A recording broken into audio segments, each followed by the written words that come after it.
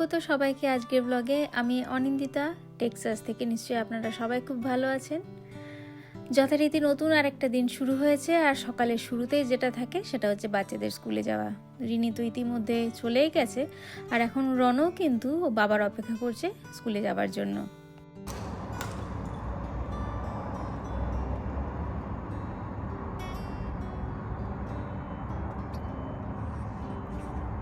কেমন কুয়াশাটা হয়েছে একবারে দেখুন, একদম সাদা হয়ে রয়েছে চারিদিকে। এই এখন প্রত্যেকটা দিনই এরকমই হচ্ছে। সকালবেলাটায় এত কুয়াশা, কিন্তু এই সকালবেলাটা, তারপরে একবার রোদ উঠলে খুব সুন্দর, খুব সুন্দর। মানে এই ওয়েদারটা হচ্ছে আমাদের টেক্সাসবাসীদের জন্য একদম কি বলবো, একটা আশীর্বাদ। এই স্প্রিং আর তার সঙ্গে ফলটাও ভীষণ সুন্দর, ভীষণ সুন্দর ওয়েদার। গাছপালা তো এখনও আমার সেরকম কিছু এবার বাজে অবস্থা হয়নি, সবই মোটামুটি টিকে আছে। তবে হ্যাঁ, এই গোলাপ গাছগুলোকে এখন একটু প্রুন করার সময় আসছে। ওই যে বেরোচ্ছে পাশের বাড়ি থেকে, ওর একটু দেরি হয়েছে মনে হচ্ছে। আর আমার হচ্ছে এই গোলাপগুলো, এগুলোকে এখন প্রুন করতে হবে। বিশাল লম্বা হয়ে গেছে। আর দেখুন ঠান্ডা, এত যে ঠান্ডা পেলো, বরফ পেলো, কিন্তু গাছ কিন্তু মরেনি। তো এইটাকেই এবার ভাবছি যে প্রুন করতে হবে। আজকে আর হাঁটতে যাওয়া হলো না, কারণ বাইরের ওয়েদারটা না একটু হালকা হালকা ওই ঝিরে ঝিরে বৃষ্টি হচ্ছে। তাই ভাবলাম যে না, এখন আর বেরোবো না। যদি বেলার দিকে রোদ বাড়ে তখন না হয় আমি তুহিনের সঙ্গে গিয়ে একবার হেঁটে আসবো। স্প্রিং এসছে আর গাছের জন্য কিছু শপিং হবে না, এটা তো হতে পারে না। তো আমি না এবার ডলার ট্রিতে গিয়ে বেশ কিছু কাজের জিনিস পেয়েছি, আর তাই ভাবলাম যে আপনাদের সঙ্গে একটু শেয়ার করি। এগুলো না আমার আগে কোনোদিনও আইডিয়া ছিল না, তবে এগুলো দোকানে দেখে আমি এবার ভীষণ খুশি হয়েছি। যেমন এটা একটা সিড স্টার্টার কিট, মানে এটা বলতে গেলে একটা ড্রাই ফর্মে একদম রয়েছে, কেকের মতন।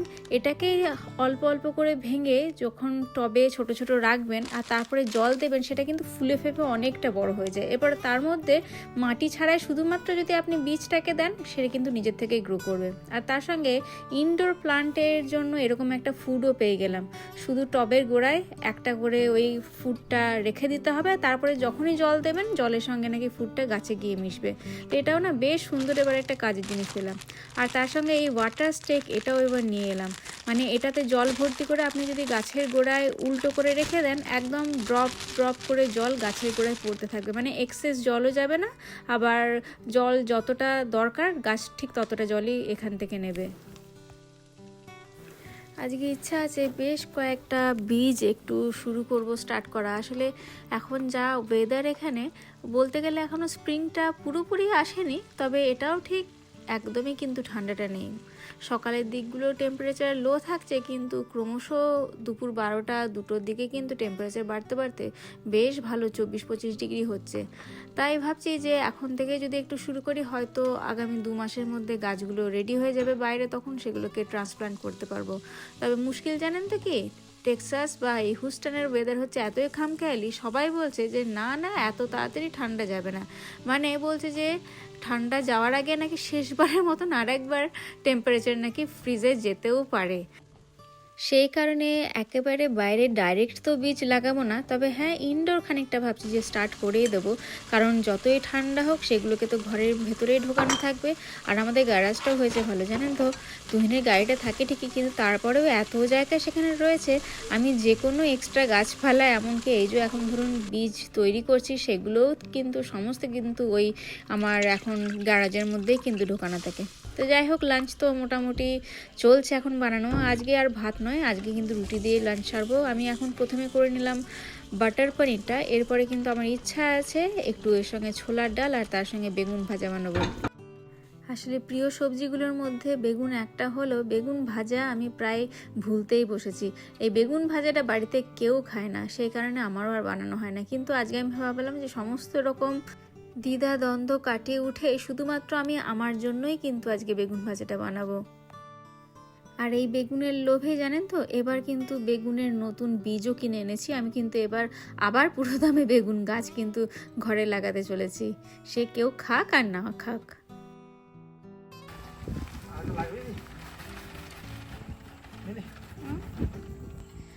এই লেয়ারটা তো এটাতে বীজ হবে, এরপরে টপ সয়েল দিয়ে তারপরে মালচ দেয়, তাহলে জলটা কম লাগে, মানে গাছ শুকোয় না।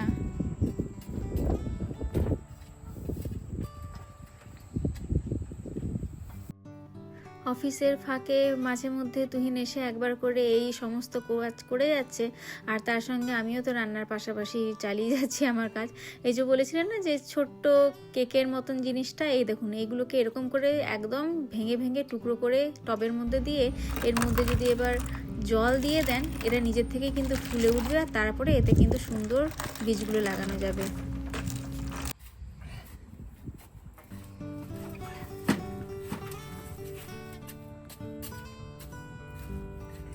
হয়েছে একবার দেখ, দেখ বাহ, দেখেছিস? ভালো করে দেখেছিস। হ্যাঁ, তাহলে তুই বলছিস হবে না হবে না করে, এটা বড় হয়েছে। হবে মনে হচ্ছে এই হাইরা আসছে দেখতে পাচ্ছি। হ্যাঁ হ্যাঁ, এটাও তো হচ্ছে, এই তো হচ্ছে। যে হ্যাঁ, যেগুলো হয়নি একেবারে আমি সেগুলোকে ওইখান থেকে উপরে ফেলেছিলাম, বুঝলি? এই গলে গলেও যাচ্ছিল পাতাগুলো, কিন্তু এই দু একটা হচ্ছে আসলে। এগুলো হ্যাঁ, এগুলো সে খরগোশে খেয়েছিল। এই তো এটাও আসছে ছোট্ট।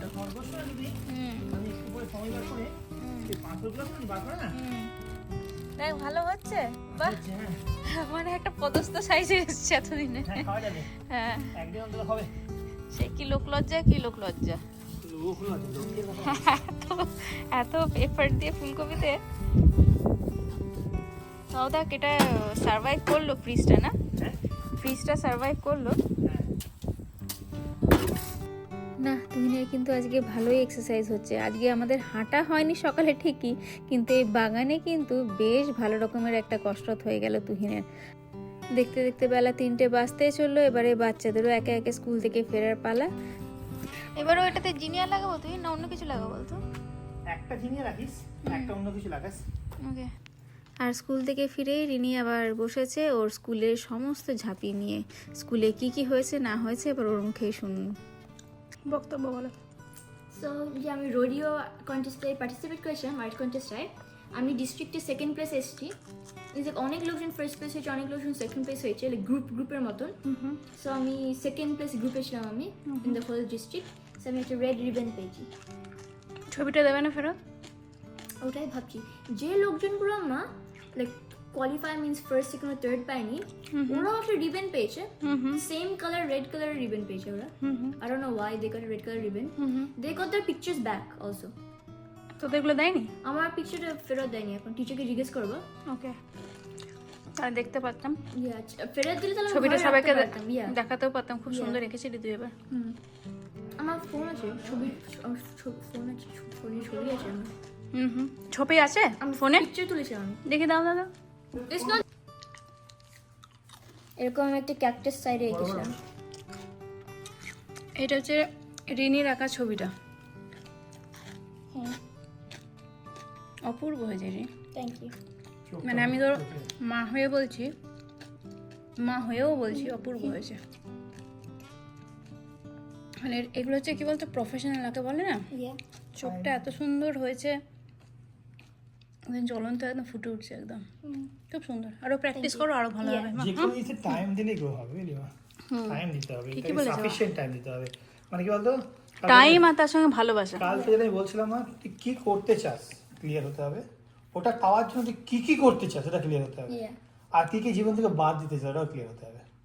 তিনটে জিনিস। ফোকাস থাক, যে ফোকাস ইজ এভরিথিং। আর ফোকাসটা তো ফোকাস আমি জানিয়ে করবো, আমি জানি না, আমি করবই। হস্যইটা এখানে ইউজ কর। যাও তোমার ঘরে বাকি যেগুলোর সাথে এটা টাঙিয়ে রেখে দাও। এই হচ্ছে আমার 3টে রোডিও অ্যাওয়ার্ডগুলো যেটা পেয়েছি। এই মোস্ট সুন্দরটা আমি থার্ড গ্রেডে পেয়েছিলাম, একটা বি কালারিং কন্টেস্ট ছিল। আর যখন আমি জিতেছিলাম আমি অলসো অনেক রোডিও টিকিটস পেয়েছিলাম, মনে আছে? আমার ফ্রি টিকিট পেয়েছিলাম রোডিওতে যেতে। সো এটা ক্লাস 4-এ? 3 ও থার্ড গ্রেডে? থার্ড গ্রেডে, হ্যাঁ। এটা ফোর্থ গ্রেডে। ফোর্থ গ্রেডে? এটা ফোর্থ গ্রেডে আমি স্কুলে ফার্স্ট প্লেস পেয়েছিলাম। আচ্ছা। আর এটা হচ্ছে সেভেন্থ গ্রেডে ডিস্ট্রিক্টে সেকেন্ড প্লেস। ডিস্ট্রিক্টে সেকেন্ড প্লেস। তাহলে আমরা 5, 6 করিনি কেন? ফিফথ গ্রেড আমার স্কুলটা ফার্স্ট লাইক কি বলছি, ওয়েলসে ছিলি তুই? ওয়েলসে ছিলাম। সো আমার ফার্স্ট ইয়ার সিএফআই যেতে, so like I wasn't really exposed to anything. Like আমার আর্টে একদিন in a whole week যায়। আচ্ছা আচ্ছা। তো আমরা স্কুলটা তত আর্টের সাথে ছিল না। আর 6th গ্রেডে আমি পাইনি বিকজ ভিডিওটা রেকর্ডিং করতে করতে তখন ফোনের চার্জ একদম শেষ হয়ে গেছিলো। রিনি যেটা বলতে চাইছিল যে ও 6th গ্রেডে ও পায়নি, ও পার্টিসিপেট করেছিল কিন্তু ও কিন্তু সেবার ভালো করেনি। তো যাই হোক, এবারে যে ও ভালো করেছে, ডিস্ট্রিক্টে সেকেন্ড এসছে, সেটাই আমাদের কাছে অনেকটাই খুশির খবর। আসলে মেয়েটা ভালো করছে, ও দেখতে পাচ্ছি বরাবরই বলে না যে কেউ এক একটা ট্যালেন্ট নিয়ে জন্মায়, তো ওর মধ্যে এই ট্যালেন্টটাই দেখেছি যে ও কিন্তু আর্টটাকে ভীষণ ভালোবাসে। তো যাই হোক, আজকের মতন আর ব্লগটা বাড়াচ্ছি না, আপনাদের সবার সঙ্গে খুব তাড়াতাড়ি দেখা হবে। ততক্ষণের জন্য সবাই খুব ভালো থাকবেন, সুস্থ থাকবেন, আর কেমন লাগলো ব্লগটা সেটা কিন্তু অবশ্যই কমেন্ট করে জানাবেন।